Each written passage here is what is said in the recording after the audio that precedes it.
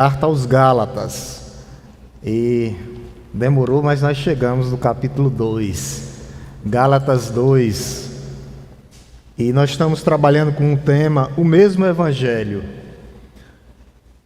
Para mostrar que o Evangelho que Paulo pregava era o mesmo Evangelho de Cristo e o mesmo Evangelho dos apóstolos. Paulo está dando continuidade, só existe um Evangelho. Gálatas 2, nós vamos ler do verso 1 até o verso 10. O verso 10, com esse tema, o mesmo Evangelho. Amém? Eu vou ler os ímpares e gostaria que a amada igreja lessem os pares. A palavra de Deus nos diz assim, Gálatas 2, do 1 ao 10. A palavra de Deus nos diz: 14 anos depois, fui outra vez a Jerusalém, com Barnabé, levando também Tito.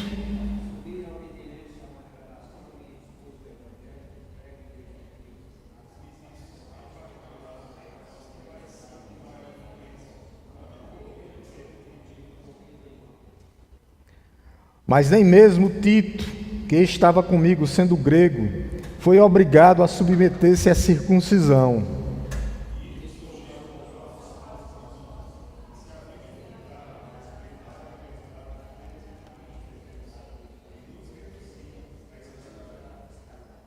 A esses não nos submetemos por um instante sequer, para que a verdade do Evangelho permanecesse entre vocês.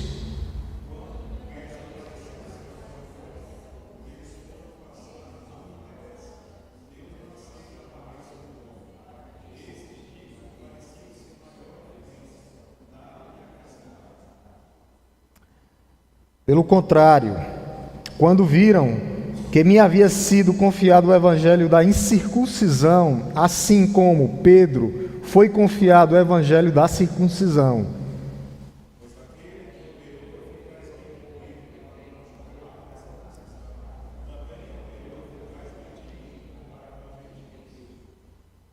E quando conheceram a graça que me foi dada, Tiago, Cefas e João, que eram reputados colunas, estenderam a mim e a Barnabé a mão direita da comunhão, a fim de que nós fôssemos para os gentios e eles fossem para a circuncisão.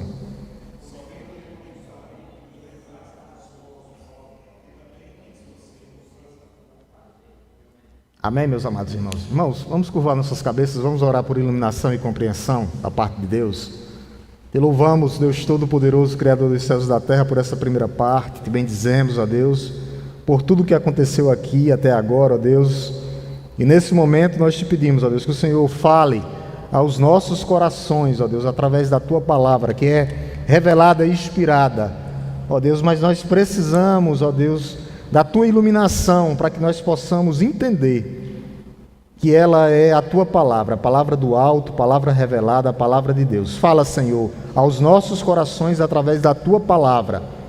Essa é nossa oração, ó Deus, no nome santo e poderoso de Jesus. Amém? Meus irmãos, só para relembrar, Paulo, ele escreve essa carta, é um combate ao legalismo. Combate ao legalismo. Essa é a principal função dessa carta, é combater o legalismo. Aí você pode me perguntar, pastor, o que é legalismo? Na Bíblia, legalismo é tudo que tira a obra de Cristo na salvação. Ou você inclui algo ou tira algo. Então tudo é legalismo, é você incluir outra pessoa, outro alguém, ou outro mediador, ou outra medianeira, qualquer outra coisa que tira a suficiência de Cristo. Isso é o quê? Legalismo. Isso é legalismo. Ou você inclui algumas coisas. O que era que esses judeus queriam incluir? Mais Cristo, a salvação e mais a circuncisão, mais o calendário judaico, que eram as festas, e mais a dieta religiosa. E hoje há muitas igrejas que querem incluir o quê? Que nós chamamos de seita. Cristo e o sábado. Seita. Cristo é suficiente para as nossas vidas. Cristo mais prosperidade. Cristo é suficiente para as nossas vidas. Então o que nós precisamos? De Cristo em nossas vidas. Cristo é suficiente para as nossas vidas. Ele é suficiente para nos manter, para nos guiar, para nos proteger. Ele é suficiente para as nossas vidas e o principal, para nos salvar. Nós só dependemos de Cristo, a suficiência de Cristo para a salvação. Paulo está defendendo justamente isso, porque tinha se filtrado dentro da igreja falsos profetas, querendo justamente perverter o evangelho. A gente viu isso no capítulo 1, perverter o evangelho genuíno, mercadejar o evangelho, né? Ou acrescentando com adição ou subtraindo algo. E é o que essas seitas fazem de melhor hoje. Eles querem o quê? Acrescentar algo ou tirar algo. E isso é o quê? Heresia. Isso é heresia. No capítulo 1, foi que a gente viu que Paulo vai mostrar que o evangelho que ele pregava vinha justamente de Deus. Ele fala isso no capítulo 1 todo. É uma defesa do apóstolo Paulo. Ele vai dizer, meu evangelho foi dado diretamente por Cristo. Diretamente por Cristo. Ele fala isso no capítulo 1, verso 1. Paulo, apóstolo, não da parte de pessoas, nem por meio de homem algum, mas por Jesus Cristo e por Deus Pai, de que ressuscitou dos mortos. Então, o evangelho, a gente vê que o apóstolo Paulo ele tinha uma independência, mas essa independência é porque ele estava ali no mesmo nível dos outros apóstolos. E quando a gente chega no capítulo 2, é justamente o contrário. É para mostrar que o mesmo evangelho que Paulo pregava, mesmo Cristo levantando Paulo como apóstolo, era o mesmo evangelho dos apóstolos, o mesmo evangelho. O evangelho não mudou, o evangelho é o mesmo. Então no capítulo 1 a gente vê essa independência de Paulo, porque ele foi levantado como apóstolo, e no capítulo 2 a gente já vê essa interdependência. O apóstolo Paulo vai a Jerusalém, e o que é que os apóstolos fazem? Testificam o seu evangelho. Eles carimbam o evangelho, dizem, o evangelho é isso mesmo que você está pregando, continue pregando. Então, capítulo 1, a gente tem a independência de Paulo, porque ele teve um encontro com Jesus na estrada de Damasco, e no capítulo 2 é justamente isso. Ele vai a Jerusalém e os apóstolos confirmam o seu evangelho. Então Paulo ele vem destacando, né? Aqui a gente viu no capítulo 2 que ele fez, capítulo 1 ele vai mostrar que fez uma breve visita a Jerusalém, e quando nós chegamos aqui no capítulo 2 ele vai dizer, 14 anos depois, outra vez fui a Jerusalém, no capítulo 2 verso 1, tá? 14 anos depois, fui outra vez a Jerusalém. Então depois de 14 anos, e o motivo dessa viagem a Jerusalém era justamente para isso, autenticar, para mostrar que apesar dele ser um chamado fora de época, ele tinha a sua independência de pregar para os gentios, mas os apóstolos fizeram o quê? Autenticaram o evangelho genuíno, que o evangelho que Paulo pregava era o evangelho da salvação. Por isso que Paulo está fazendo essa defesa enfática aqui. Por quê? Porque havia religiosos, legalistas dentro da igreja, justamente da igreja, na região da Galácia. A gente sempre lembrar, quando nós falamos dos Gálatas, é uma região. Então não era uma igreja somente, mas era uma região, várias cidades. Algumas delas a gente falou muito, Icônio, Derbe e Listra. Nós temos essas três cidades. Então o apóstolo Paulo ele faz essa defesa. Por quê? Porque esses falsos mestres estavam querendo inserir outro evangelho. Preste bem atenção aí, volte um pouquinho para o capítulo 1. Capítulo 1 aqui, verso 6 e 7. Capítulo 1, verso 6 e 7. Olha o que é que o apóstolo Paulo diz a esses homens, Estou muito surpreso em ver que vocês estão passando tão depressa daquele que chamou da graça de Cristo para outro evangelho. O que era que eles estavam fazendo? Mudando para outro evangelho. Por isso que Paulo faz a defesa. Paulo diz, eu fui até Jerusalém, eu fui levantado por Deus como ministro de Cristo, mas os apóstolos, que são os pilares da igreja, as colunas da igreja, eles autenticaram o meu evangelho. Aí Paulo aqui está exortando o quê? A igreja, porque essa igreja que ficava na região da Galácia, tá? A gente não sabe qual era a cidade, a gente sabe que era nessa região. O que é que Paulo está dizendo? Esses que estão aí no meio de vocês estão pregando outro evangelho, e isso me deixa muito surpreso. de vocês estar mudando tão depressa daquele que os chamou pela graça. Então o evangelho é pela graça, mediante a fé. Por isso que Paulo faz essa defesa do seu apostolado, para dizer, eu sou ministro de Cristo, constituído, eu tenho autoridade para pregar o evangelho. Esses que estão infiltrados aí, os judaizantes, é que estão trazendo outro evangelho. Por isso, igreja, nós temos que ficar atentos. O evangelho é o que foi pregado. Paulo faz o quê? Paulo levanta uma palavra de maldição contra esses judaizantes. Por quê? Porque pregavam outro evangelho, que substituiu o evangelho da graça. Ele diz, capítulo 6, outro evangelho. Olha o verso 7 aí, o que é que Paulo diz. Verso 7, olha o que é que Paulo diz. Ele diz assim, o qual, na verdade, não é outro, porém, há alguns que estão perturbando vocês e querem perverter o evangelho de Cristo. O qual, na verdade, não é outro, porém, alguns que estão perturbando vocês e querem perverter. Então, esses homens estavam infiltrados para quê? Perverter o evangelho genuíno. A gente tem que lembrar isso, porque Paulo vai a Jerusalém, como a gente viu no capítulo 2, verso 1, capítulo 2, verso 1, justamente para que esse evangelho fosse autenticado. Ele mostra, os apóstolos, é o mesmo evangelho. Eu não estou pregando outro. Agora, esses que estão infiltrados dentro da igreja, sim, estão pregando outro evangelho. Então, no capítulo 1 é isso, mostra a independência de Paulo. Por quê? Porque ele foi levantado na estrada de Damasco como ministro de Cristo. Capítulo 2, a interdependência. É o mesmo evangelho. O mesmo evangelho. Não há outro, só há um evangelho. E esse evangelho é o evangelho da cruz, o que Cristo fez por nós na cruz do Calvário. É esse evangelho que Paulo pregava. Ele diz, eu prego Cristo crucificado, mas ressurreto dos mortos. Então a gente não precisa de nada, nós precisamos de quê? De Cristo, da graça de Deus em nossas vidas. Às vezes o homem, ele quer sentir, pegar. Não, o que nós precisamos é de Cristo em nossas vidas. Por isso que Paulo vai até Jerusalém. Vai até Jerusalém. E o que é que os apóstolos fazem? É esse mesmo, os colunas da igreja. Paulo, ele faz 5 viagens em Jerusalém. A gente falou sobre isso na pregação passada, né? A primeira viagem a gente não vai ler os textos. Ocorreu depois da sua conversão. A segunda viagem de Paulo, Paulo era uma pessoa que sempre foi solícito. Ele vai levar uma oferta justamente para os necessitados da igreja de Jerusalém. A terceira viagem é sobre o concílio. Ele vai resolver umas questões do concílio. Por quê? Porque justamente alguns judaizantes que estavam dentro das igrejas estavam dizendo o quê?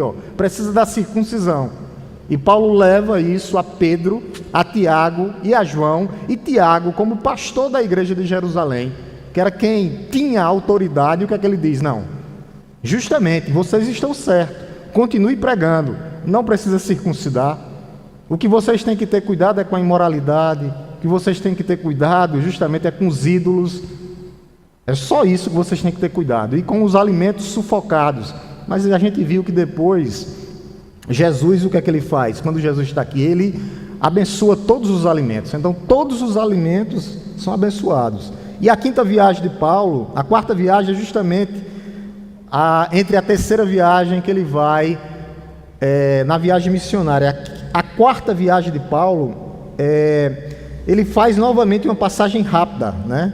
E a quinta viagem é levando outra oferta missionária para os irmãos da igreja de Jerusalém. Havia muita dificuldade, porque o Império Romano havia muita perseguição, houve muita perseguição, e a igreja de Jerusalém passava muita necessidade. O que era que o apóstolo Paulo fazia? Levantava coletas para levar, para justamente ajudar os irmãos. Para ajudar os irmãos na fé. E nós temos que fazer isso, sempre que puder, ajudar os nossos irmãos na fé. Então a gente vê aqui, nesses 2 versículos aqui, a autoridade do Evangelho confirmada. Confirmada, por quê? Porque os apóstolos, que nós chamamos dos originais, os 12, né, os 12 tirando Judas Iscariotes, incluindo Matias, né, os 12 apóstolos, é isso que nós chamamos dos originais. Eles justamente autenticaram o Evangelho. E Paulo continuava a sua pregação, ele continuava abrindo trabalhos, evangelizando, fazendo suas viagens missionárias. Tudo isso ele fazia no poder do Espírito Santo de Deus. Paulo foi um homem tremendamente usado. Então, no capítulo anterior, só para lembrar, para a gente observar tudo isso aí. Capítulo anterior, Paulo vai dizer que o evangelho dele não foi um evangelho dado por homens, mas um evangelho dado diretamente por Deus. Capítulo 2 agora, justamente, é uma passagem crucial, né? Porque ele vai lá, ele não está indo para receber aprovação dos discípulos, não, mas para mostrar justamente a esses irmãos aqui da Galácia que o evangelho é somente a unicidade do evangelho. A unicidade do evangelho. O evangelho é um só evangelho, o mesmo evangelho. Quando nós pegamos todo esse contexto aqui, alguns teólogos eles discutem se foi a segunda viagem ou a terceira viagem que ele foi no concílio. Isso aí não importa. O que importa é que a viagem de Paulo a Jerusalém era justamente para mostrar que o evangelho é um só. Não havia diferença entre o que os apóstolos pregavam, o que os 70 pregavam e o que o apóstolo pregava. Não, é o mesmo evangelho. Por que isso é importante? Nós trazendo para hoje, para a igreja de hoje. Por que isso é importante? Porque muitas seitas justamente pregam outro evangelho. Ou então, outras igrejas que se dizem evangélicas estão pregando um evangelho totalmente diferente daquele que Cristo deixou. Totalmente diferente. Um evangelho completamente invertido. O que é que eles fazem hoje? Ou eles adicionam algo ou tiram algo. Por isso que Paulo diz, maldito seja quem tirar alguma coisa ou colocar alguma coisa nesse evangelho, porque se torna o quê? Herege. Então tem algumas denominações que não são irmãs nossas, não. Porque eles tiram algo, eles tiram o poder de Cristo na cruz do Calvário, para colocar algo a mais nas Escrituras Sagradas. E quando você tira a ação de Cristo na cruz, isso se torna uma heresia completa. Uma heresia completa. O que é que nós percebemos aqui nesses 2 versículos, onde nós vamos dar aqui a ênfase, do capítulo 2, tá? Capítulo 1, versículo 1 e 2. Versículo 1 a gente vê aqui, quando Paulo fala, 14 anos aqui, a gente vai ver que nós temos que aguardar o tempo de Deus. 14 anos. Fazia 14 anos que Paulo pregava o evangelho. Nós observamos nesse texto, 14 anos. Fazia 14 anos. A gente não sabe se da conversão dele ou depois ele já tinha vindo em Jerusalém, nós não sabemos. Mas fazia 14 anos aqui que Paulo já pregava o evangelho. Mostrava que Paulo já pregava o evangelho. E o que é que nós vamos ver isso aqui? Nós vamos ver que, apesar dele independente, né, ele foi chamado para ser igual aos outros, Paulo não estava avulso. Tá? Paulo prestava conta com a igreja de Jerusalém. Então Paulo, ele tinha alguém para prestar contas, e nós também. Nós temos uma igreja onde nós prestamos conta. Claro, quem é autoridade sobre a igreja é Cristo, mas nós vivemos e estamos ligados numa comunidade de fé, onde existe o que, pastor? A autoridade sublima das Escrituras. Mas nós temos o que? Os nossos princípios, os nossos valores, e nós não podemos sair desses princípios e valores, que estão tudo ligado ao que, pastor? Tudo ligado à Bíblia. Lembrando que o Senhor da igreja é Cristo, mas nós estamos ligados no corpo, e nós temos que ter muito cuidado, porque tem pessoas hoje que querem viver avulsa da igreja, e não existe isso. Nós não estamos avulsos da igreja, nós estamos ligados à igreja, nós estamos ligados à videira verdadeira, e Ele quer o melhor para as nossas vidas.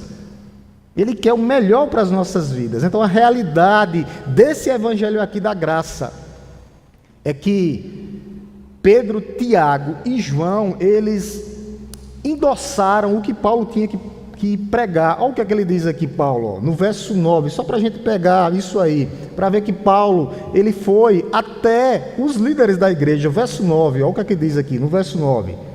Verso 9, ó. Está aqui. E quando reconheceram a graça que me foi dada, Tiago, Cefas e João, que eram reputados colunas da igreja, estenderam a mim e a Barnabé a mão direita da comunhão, a fim de que nós fôssemos para os gentios. É como se Tiago, João e Pedro diz, esse é o evangelho. Vai, meu filho, continue pregando. Então, eles dão o aval para que Paulo fosse pregasse. Então, nós não estamos avulsos. Não estamos avulsos. Isso aqui já traz para uma aplicação para a igreja. A igreja, nós não podemos fazer nós não podemos viver do jeito que nós quisermos. Não, de forma nenhuma. A igreja, ela tem regras. A igreja, ela tem princípios estabelecidos. Você vê que o apóstolo Paulo vai e os reputados, colunas da igreja, dá autorização para eles. Então, isso é realidade. Nós não estamos avulsos. Não é que você está debaixo da proteção espiritual do pastor, como diz as igrejas neopentecostais. Não. Mas existe uma liderança, existe um organograma que tem que ser cumprido, existem os cultos, existem os trabalhos da igreja. Nós temos que exercitar os nossos dons e talentos na igreja. E os dons e talentos são justamente para quê? Para edificar o corpo e para avanço do reino de Deus aqui na terra. Esse texto vai nos mostrar justamente isso, que apesar de Paulo ser um homem independente, fora do tempo, um apóstolo, mas ele foi até Jerusalém. E os reputados, colunas da igreja, disseram, vai meu filho, pregue o evangelho. Então, quando a gente chega aqui, voltando novamente, quando ele diz 14 anos, a gente tem que perceber também, já trazendo aqui outro ponto, o que é que nós percebemos quando ele diz aqui 14 anos? A gente vai ver a longanimidade de Deus. Paulo esperou 14 anos antes de subir novamente a Jerusalém. E isso vai demonstrar o quê? Que Deus tem o seu tempo para todas as coisas. Às vezes nós estamos querendo, em nossas vidas, quebrar etapas. Paulo esperou 14 anos para ir em Jerusalém. Às vezes nós queremos quebrar etapas nas nossas vidas. E nós não podemos quebrar etapas. Porque quando nós quebramos etapas, nós vamos quebrar a cara. Automaticamente, pode esperar. Em tudo que nós vamos fazer. Não podemos quebrar etapas. Nem retroceder, nem avançar, andar no tempo de Deus. Deus tem o seu tempo determinado para tudo nessa vida. E nós temos que pedir a Deus discernimento. Parece um jogo de palavras, mas nós temos que pedir discernimento a Deus para que Ele nos dê discernimento da sua vontade. O que é que Ele quer para as nossas vidas? Qual a sua vontade? Qual a vontade de Deus nas nossas vidas? Nós temos que nos perguntar. Paulo esperou 14 anos. 14 anos. E isso serve de aprendizado para as nossas vidas. Quando ele diz aqui, 14 anos. Paulo era um homem que sabia o quê? Remir o tempo. Nós temos, meus irmãos, que aproveitar o nosso tempo. Nós temos que remir o tempo. Aproveitar de forma máxima todas as oportunidades que surgir, para que nós possamos glorificar Deus com as nossas vidas, de forma sábia, de forma produtiva, glorificando a Deus, cuidando dos nossos, cuidando dos da família da fé, cuidando dos irmãos, cuidando de mulheres, das nossas mulheres, esposas, maridos, irmãos e nossos parentes. 14 anos, Paulo aproveitou esse tempo, pode ter certeza que Paulo aproveitou esse tempo, e foi um tempo de maturidade espiritual. Toda maturidade espiritual requer tempo. Meus amados irmãos, nada vem pronto numa forma, nada. Tudo é um período de amadurecimento nas nossas vidas. 14 anos maturando, 14 anos de experiência. Paulo não teve pressa de buscar o quê? Validação humana. Não, ele não tinha pressa. O que é que os outros pensam de mim? Não estava nem aí. Paulo sabia que o seu ministério veio direto de Deus. 14 anos. Então 14 anos foi um tempo de quê? De preparação. E nós temos que nos preparar cada dia. Não existe isso do tempo passar e o crente ficar mais imaturo. Não. 14 anos de maturação. Pode ter certeza que isso consolidou a sua compreensão do que é o Evangelho. O Evangelho é poder de Deus. Isso deu discernimento espiritual a Paulo. Desenvolveu uma vida de experiência ministerial que esse homem fez.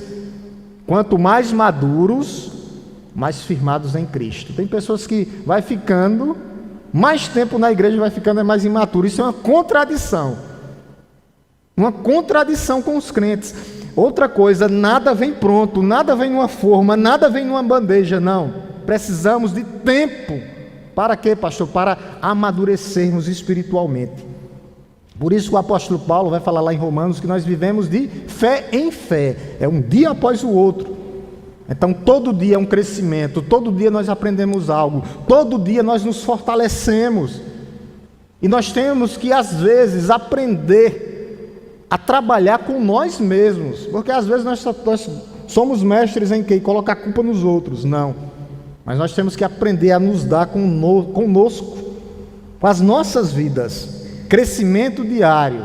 Era isso que Jesus fazia. Jesus crescia em graça, sabedoria e conhecimento, e estatura, diante dos homens e diante de Deus. É assim que nós temos que fazer. É assim que nós temos que viver. 14 anos, não passou por acaso esses 14 anos na vida do apóstolo Paulo. Eu tenho certeza absoluta. Isso estabelece o quê? Um histórico de quê? De frutificação. Esse homem implantou o quê? Várias igrejas. Provavelmente aqui, quando ele volta aqui, ele já tinha feito a sua primeira e talvez a sua segunda viagem, implantando igrejas, formando equipes, formando justamente liderança, deixando presbíteros, pastores em cada igreja. Então foi um tempo de frutificação. Ele frutificou para a glória de Deus. Nós temos que frutificar. Quanto mais o tempo passa, nós não temos que estagnar. Ao contrário, nós temos que frutificar. Quanto mais o tempo passar, nós temos que frutificar para a glória de Deus. Mais passa o tempo, mais frutificamos para a glória de Deus. Mais maturidade, mais tempo de frutificação. É isso que nós temos que fazer. Frutificar para a glória de Deus. Frutificar para a glória de Deus. Esses 14 anos foi um tempo de frutificação. Foi um tempo de frutificação. Nós temos que aguardar o tempo de Deus. O tempo de Deus. Viver em conformidade com a vontade e os planos de Deus. Nós seremos bem-sucedidos.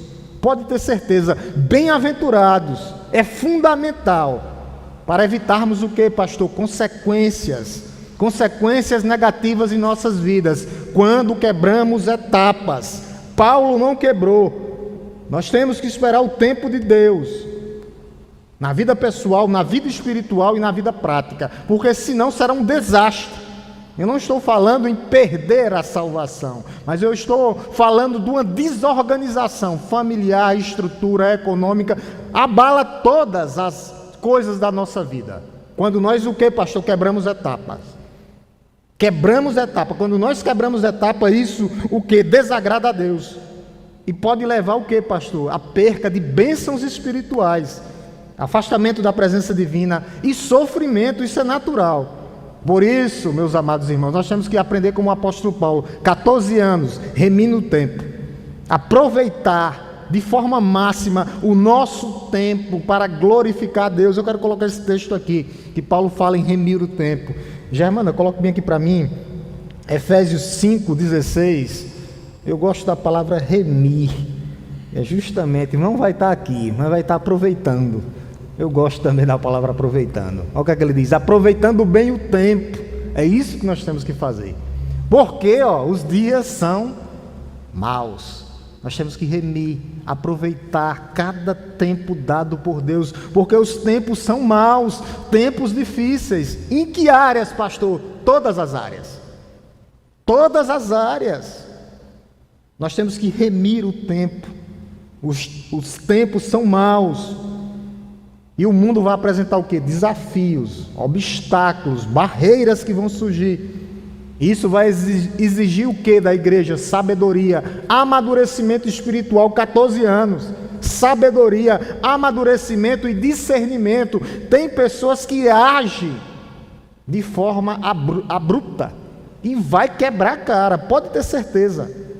Nós temos que investir, não é gastar tempo, mas nós temos que investir o tempo para a glória de Deus, remindo o tempo. Muitas pessoas estão o quê? Perdendo tempo, em vez de aproveitando o tempo. Em vez de aproveitar o tempo, estão o quê? Perdendo tempo com coisas que não agradam a Deus. O mundo, seus valores, seus conceitos, a sua cultura. Eles estão perdendo tempo. Perdendo tempo. Como diz um pregador, tempo é salvação, em vez de remirmos para a glória de Deus. Aproveitar cada oportunidade, reconhecer, valorizar cada chance que aparece nas nossas vidas. Tem pessoas que perdem oportunidades na sua vida. Paulo nunca perdeu uma oportunidade, não. Oportunidade para quê, pastor? Para fazer o bem. Oportunidade para quê, pastor? Para pregar a palavra de Deus. Oportunidade para quê, pastor? Para servir mais. Oportunidade para quê, pastor? Para amar mais. Oportunidade para quê, pastor? Para viver de bem com os seus e também com os seus dentro da igreja. Tem pessoas que perdem tempo. Servir a Deus com alegria, com gozo na alma, vivendo com sabedoria, remindo o tempo. 14 anos remindo o tempo. Nós temos que tomar decisões conscientes. Nós não devemos gastar tempo, não, mas investir tempo para a glória de Deus. E eu invisto, como é que eu invisto o tempo? Uma coisa básica, a leitura da palavra. Pense no investimento. Pastor, eu quero investir na minha vida. Leia a palavra de Deus. Constantemente, diariamente. Se possível, chame os seus. Isso é investimento. Isso é remir o tempo. Pastor, como é que eu vou remir o meu tempo? Ore mais. Ore mais. Pastor, eu já oro, ore mais. Pastor, eu já oro 3 vezes, ore 30. Ore sem cessar. Ore constantemente. Quando eu digo ore sem cessar, coloque todas as suas coisas na presença de Deus. Tudo que você for fazer. Orar sem cessar é isso. Sempre, toda decisão minha na presença de Deus. Orando sem cessar. Vou tomar uma decisão no trabalho, oro. Vou tomar uma decisão referente aos filhos, oro. Referente ao marido, mulher, oro sem cessar. Tudo está na presença de Deus. Como é que eu faço para remir o meu tempo? Investir em coisas duradouras. O que é isso, pastor? Buscar atividades relacionadas que geram frutos positivos para a glória de Deus. Como é que eu faço isso? Investindo nas coisas espirituais e nas coisas eternas. Deus não está proibindo você de ter uma casa boa, um carro bom, não. Mas as coisas do reino, as coisas espirituais são eternas. As daqui, as materiais temporais ou temporãs. São como aquelas chuvas que davam lá em Israel. Vinha uma torrente, depois parava. Temporais. Temporais. As espirituais não, são duradouras e eternas. Traça não corrói. Ladrão não rouba. Não rouba. E você está juntando tesouros no céu. É lá onde meu tesouro tem que ser guardado, tem que ser investido. Tesouro no céu. Não seja negligente. Outra, como é que eu faço para remir o meu tempo? Não sendo negligente. Com o que, pastor? Tem muitas pessoas que estão procrastinando. É para fazer hoje, eu só vou fazer amanhã, depois, quinta, sexta, domingo, e procrastina. Não, nós não podemos procrastinar. Muito menos ter preguiça de fazer. As coisas do reino de Deus. As coisas do reino de Deus. Nós fazemos tudo o que é nosso. Mas as coisas do reino de Deus não fazemos. 14 anos aqui. Você pensa que ele ficou em casa parado? Não, foi 14 anos pregando. 14 anos implantando igrejas. 14 anos formando lideranças. É assim que nós temos que viver. Pastor, vou tirar férias. Pode tirar, mas continua glorificando a Deus lá onde tu vai, nas tuas férias. Não pode dizer que nenhuma irmã, onde nós terminamos o curso juntos. Não, quando eu tiro férias, eu não abro nem a Bíblia. Eu disse, irmã, tem que se converter. Tem que se converter. Quem já viu? Nós não tiramos férias de Deus, não. Nem Deus tira de nós. Não. Quem disse que tira férias de Deus? É até a volta do Senhor. Então, nós não tiramos férias. Nós temos que... As férias, minhas férias, tem que ser com propósito. Glorificar a Deus. Consequência de não guardar o tempo de Deus. Eu falei das benesses. Agora eu vou falar das consequências. Primeira coisa, perda das bênçãos espirituais. Quando nós não sabemos remir o tempo, ou quando nós não esperamos o tempo de Deus. Eu estou só aqui no primeiro ainda, 14 anos. Eu estou aqui no 14 ainda, não saí daqui, dentro do texto. 14 anos. Qual a consequência de não esperar, ou de quebrar etapas? Perdão das bênçãos espirituais. As promessas divinas. As promessas divinas. Afastamento de Deus, segunda consequência. Porque eu estou querendo ir contra Deus, isso é pecado, e o pecado causa separação entre o homem e Deus. Por quê? Porque eu não quero viver no tempo de Deus, eu não quero remir o tempo, eu quero viver no meu tempo, no meu ambiente, na minha redoma de vidro. Não, é no tempo de Deus, no tempo de Deus, no tempo de Deus. Isso, quando nós não seguimos o tempo de Deus, pode levar o quê? Distanciamento dele. Distanciamento da comunhão com o Pai através do Filho. Eu não estou cumprindo o tempo dele, vou me quebrar todinho. Isso pode causar o quê? Conflitos e sofrimento. Falta de paz. Tem pessoas que procuram guerras. A falta de paz, ou a dificuldades, ou o sofrimento, ao lidar com o quê? Com as situações da vida. Às vezes são situações normais, mas tem pessoas que sofrem mais. Por quê? Porque não estão dentro do tempo de Deus. Escolhas fora do tempo de Deus, sem a permissão de Deus, vai causar o quê? Automaticamente sofrimento. Falta de paz. Ele é o príncipe da paz que quer trazer paz para o nosso coração. Não a ausência de conflito, mas a paz que nós temos em deitar, botar a cabeça no travesseiro e acordar amanhã cedo. Eu fiz, Senhor, conforme a tua vontade e o teu querer. Qual a consequência de não guardar o tempo de Deus? A perca da liberdade. O que é isso? Tentar agradar o mundo. Tem pessoas que vivem para agradar os outros, mas nada de agradar a Deus. Eu vou agradar o mundo. Que é isso? Está tudo invertido. Não funciona assim. Não. Eu estou olhando para os desejos e as opiniões alheias, como diz. Estou vendo isso perde a perca da liberdade. Em vez de seguir a liberdade em Cristo, que nós encontramos em Cristo, a liberdade nele. Essa é a carta da liberdade, não da libertinagem. A carta da liberdade. Eu vou mostrar como é a carta da liberdade. Bota bem aqui, Germana, para a gente mostrar a carta da liberdade. Gálatas 5, 1. É a carta da liberdade. Mas essa liberdade não pode ser transformada em algo que a opinião alheia está o quê? Prevalecendo na minha vida aqui. A carta da liberdade. Para a liberdade foi que Cristo nos libertou, livres da condenação, do pecado, da influência do mundo, totalmente livres para vivermos em liberdade. Por isso, permaneçam firmes. Não arreda o pé daqui não. É aqui que nós vamos ficar. É aqui que nós vamos caminhar juntos. É aqui que nós vamos chorar com os que choram. É aqui que nós vamos nos alegrar juntos. É aqui, no meio do povo de Deus. Por isso, permaneçam firmes e não se submetam de novo ao jugo de escravidão da velha vida, do velho modo de agir. Não. Que é liberdade, verdadeira liberdade, somente em Cristo. Liberdade somente em Cristo. Liberdade aonde imperava a escravidão, o medo, a dor, o sofrimento, a angústia, a decepção. Porque nós estávamos obscurecidos com o véu, como diz o apóstolo Paulo. O véu foi tirado. Agora nós enxergamos, agora nós sentimos, agora nós sabemos o que é certo ou errado. Agora nós temos discernimento do que fazer e como viver, conforme a vontade de Deus. Deus tirou o véu. Por isso que você sente agora. Pastor, eu não sentia antes. Claro, como é que um morto vai sentir? Como é que um escravo do pecado vai sentir algo? Não sente.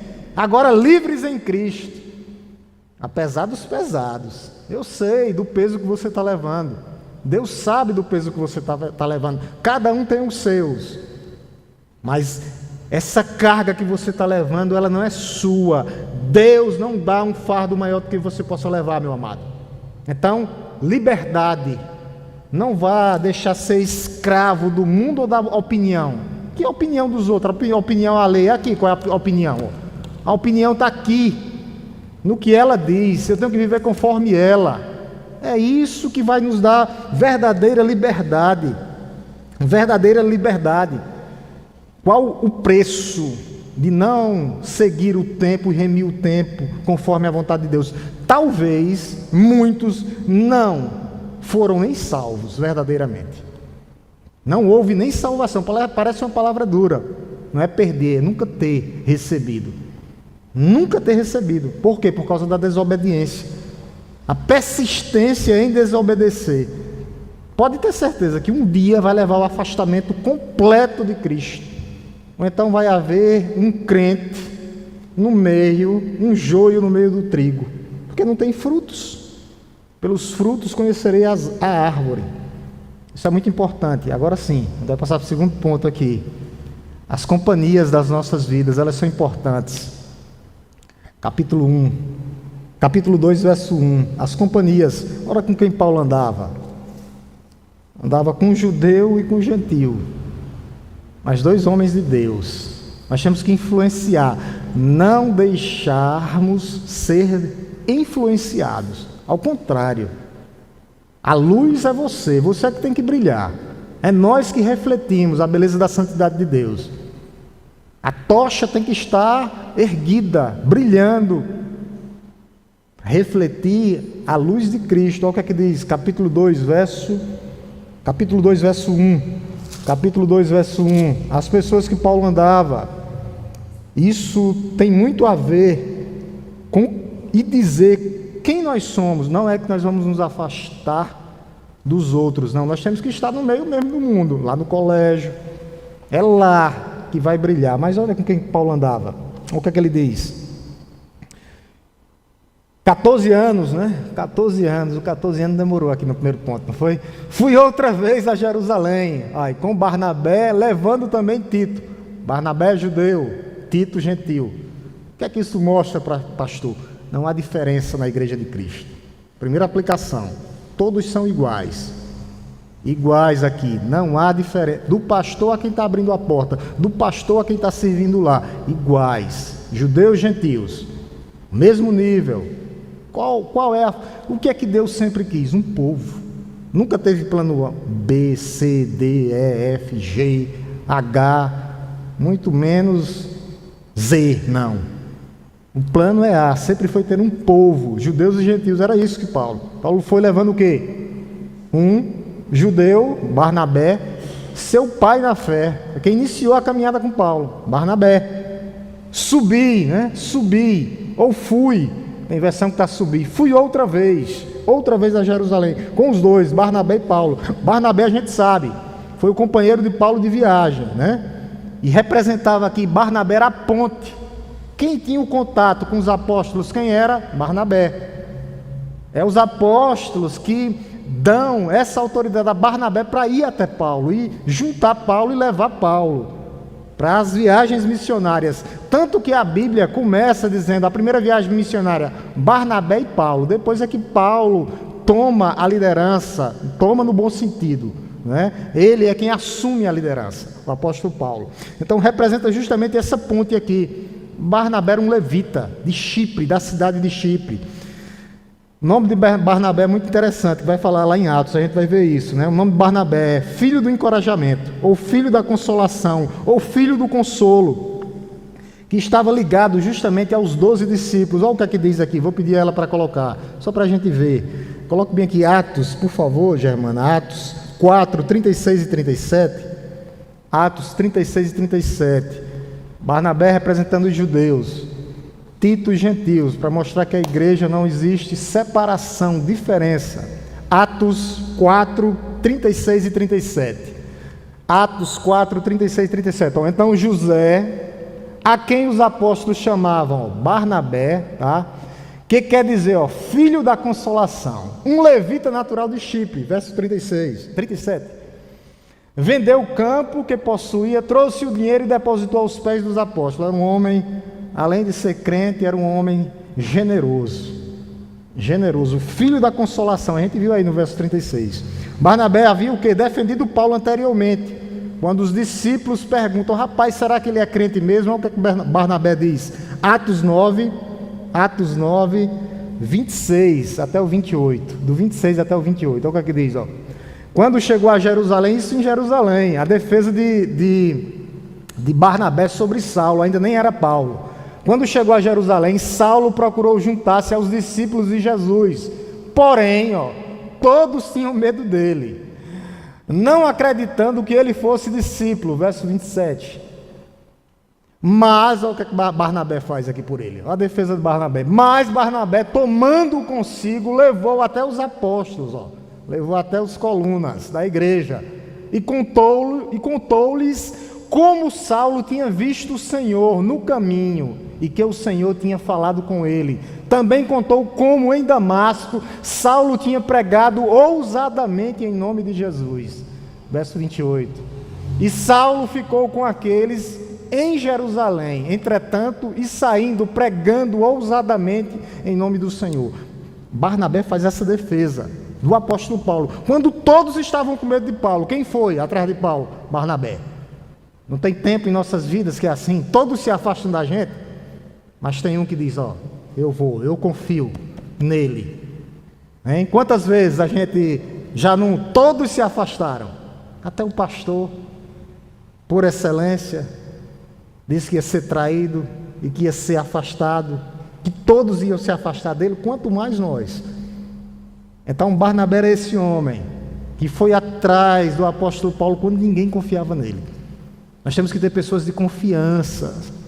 Pessoas de confiança, está aqui os irmãos, mulheres e homens maduros, onde a gente possa conversar e divulgar, e às vezes debater coisas sobre as nossas vidas. Nós não podemos ficar isolados, não. Paulo tinha esses homens aqui de confiança dele, apesar que tinha uns que só a misericórdia de Deus. Alexandre o latoeiro, Demas, amou o presente século, me abandonou.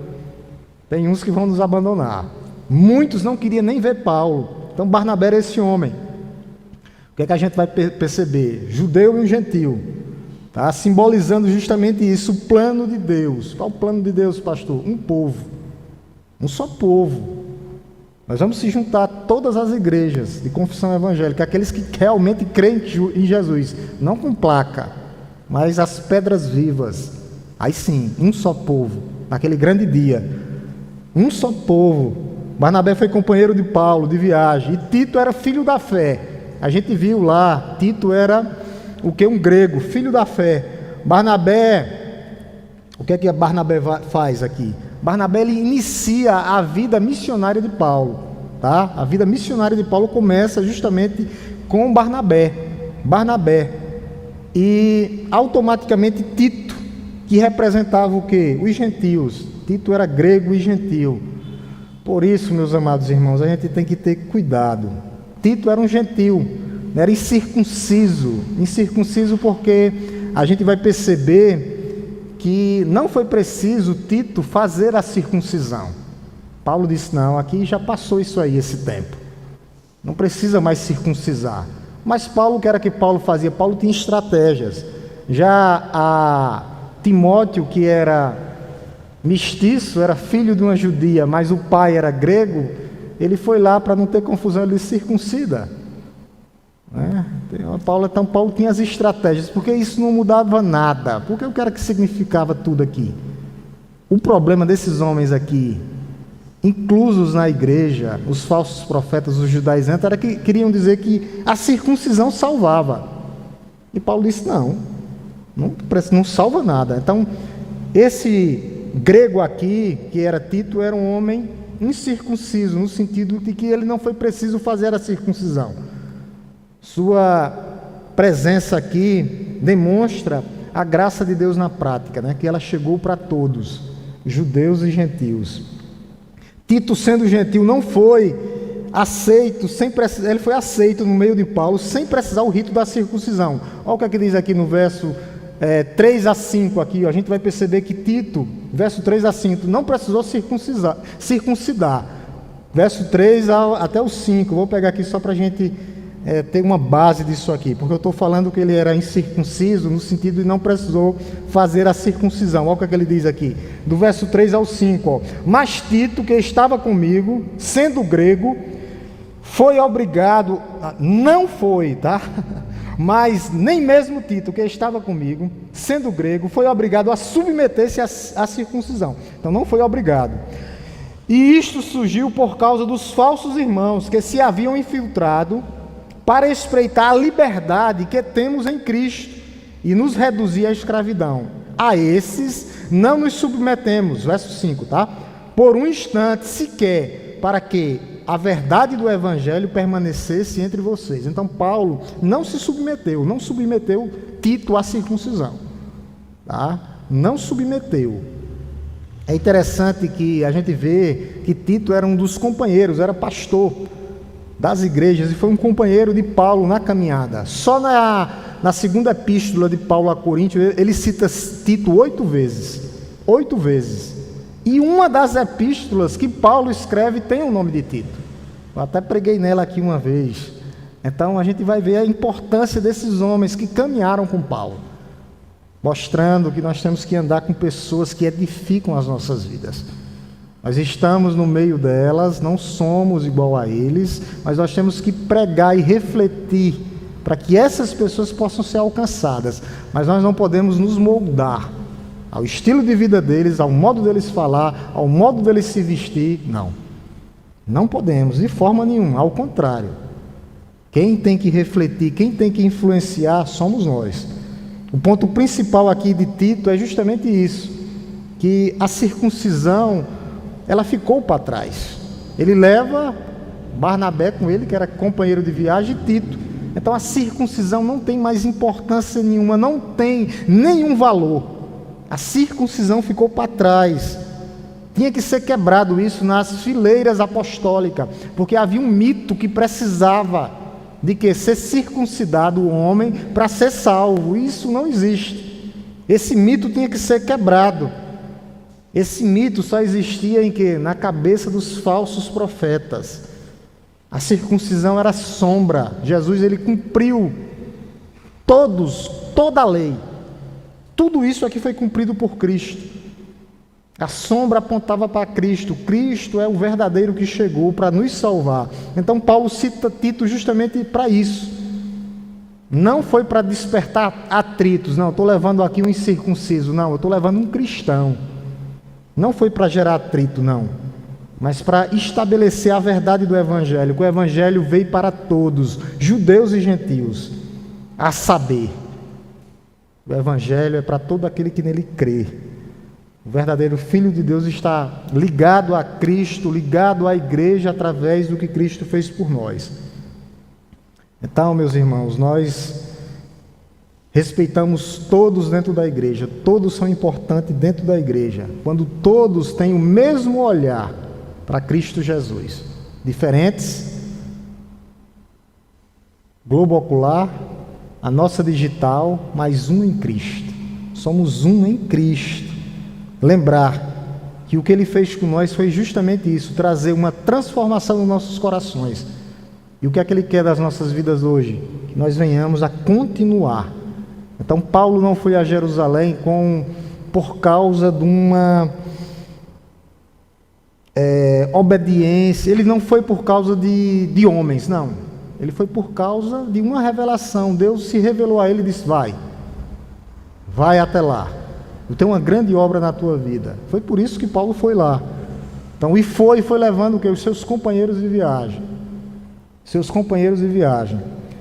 Eu vou só ler o verso 2 e a gente vai encerrar por aqui, porque não vai dar para avançar. E eu vou abrir, se alguém quiser fazer alguma consideração ou alguma pergunta, Janderson está aqui pronto para responder. Né, Janderson? Vamos fazer isso. Verso 2, ó. Fui em obediência. Paulo era um homem obediente a Deus, nós temos que ser obedientes. Em obediência a uma revelação.